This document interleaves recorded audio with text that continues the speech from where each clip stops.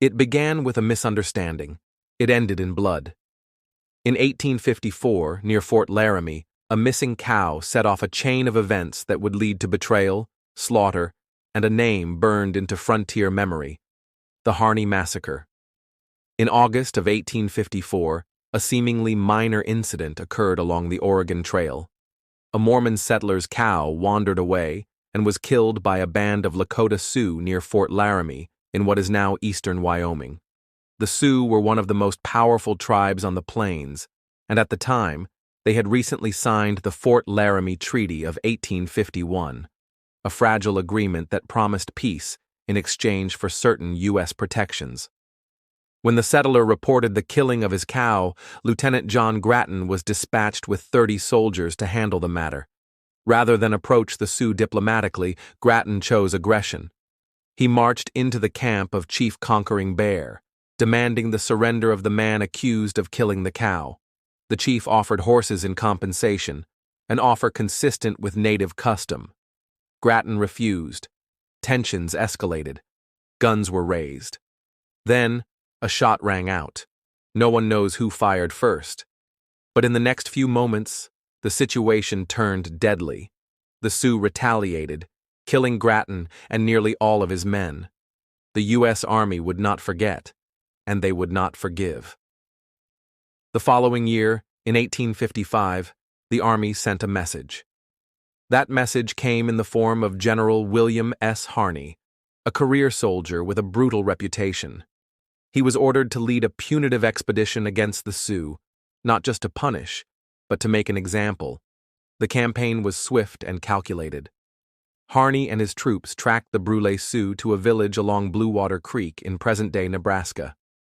The village was peaceful, composed mostly of women, children, and elders.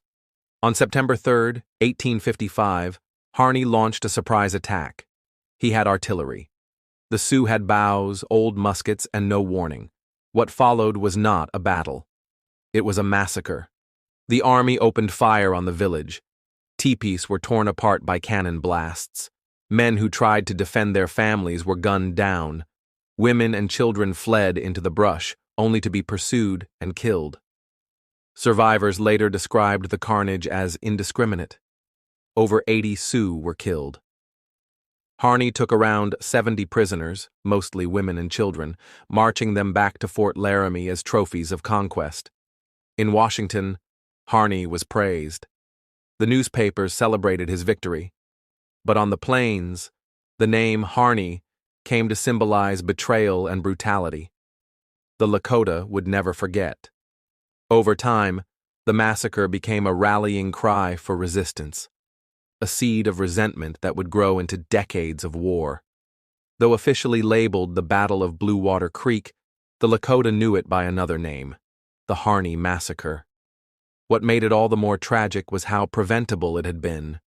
One cow, one officer's pride, and a chain reaction that shattered the fragile peace that had existed, however briefly, between the U.S. government and the Lakota Sioux. In later years, Harney would go on to other commands, eventually overseeing military operations in the West during the Civil War era. But the stain of Blue Water Creek remained. Some historians defend his actions as necessary punishment. Others see it as a deliberate act of terror. The truth, like the West itself, is complicated. For the Lakota, the Harney Massacre was not just a single moment. It was a turning point. It showed that treaties meant little when blood was spilled. It hardened hearts and set a tone that would lead step by step toward Red Cloud's War, the Great Sioux War, and Wounded Knee. To this day, descendants of those who died at Blue Water Creek remember. The creek still flows, the land still bears the weight of what happened, and the name Harney, once carved into hills and forts, is now being erased and replaced with the names of the people who lived there long before a cow went missing, before the soldiers came, and before everything changed. Thank you for listening to Deserted Trails.